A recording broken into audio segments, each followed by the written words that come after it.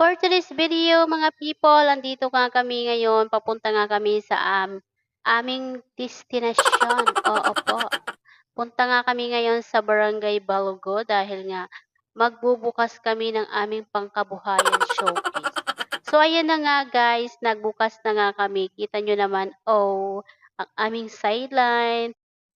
At dumaan na nga kami dito sa Barangay Timbangan, Calbigas, Samar. So, ito ay nadadaanan namin pag pauwi na kami.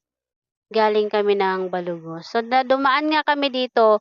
Ito guys, yung lugar na to yung dinarayo ng mga tao tuwing mahal na araw. Marami ditong mga tao nagmimilay-milay. So, dito kami lagi namamasyal. Favorite namin tong pasyalan kasi nakakapagdasal ka na, nakakapasyal ka na, napapasaya mo pa yung pamilya mo, nagkakaroon pa kayo ng bonding. 'Di ba? So, ayan na nga mga ka-people, nakarating na nga kami at magdadasal nga muna ako ng tahimik kay para magpasalamat sa mga blessing na dumarating sa amin at gabayan kami sa araw-araw. Siyempre, papasok na nga tayo at magdadasal muna.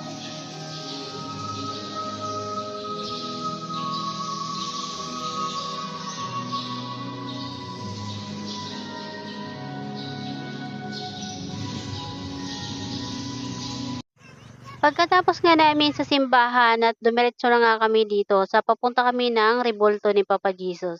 So, kita nyo ba yung hagdanan na yan guys? Napakataas niyan, mukha lang mababa. Pero pag nandiyan ka na, hingaling ka talaga ng super duper. So, ayan na nga guys. At naisipan nga namin maglakad-lakad at makapag-exercise na rin at magpaaraw para naman sa ating katawan. So, ayan na nga mga people. So, for today's video, tingnan nyo naman ang ganda ng view dito. Promise.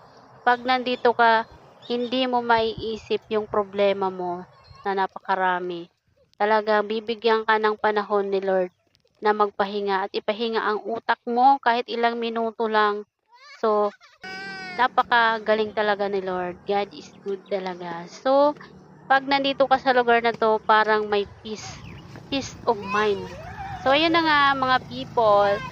So, pauwi na nga kami dyan. So, ayun lang guys. Thank you for watching. For more watching for my videos.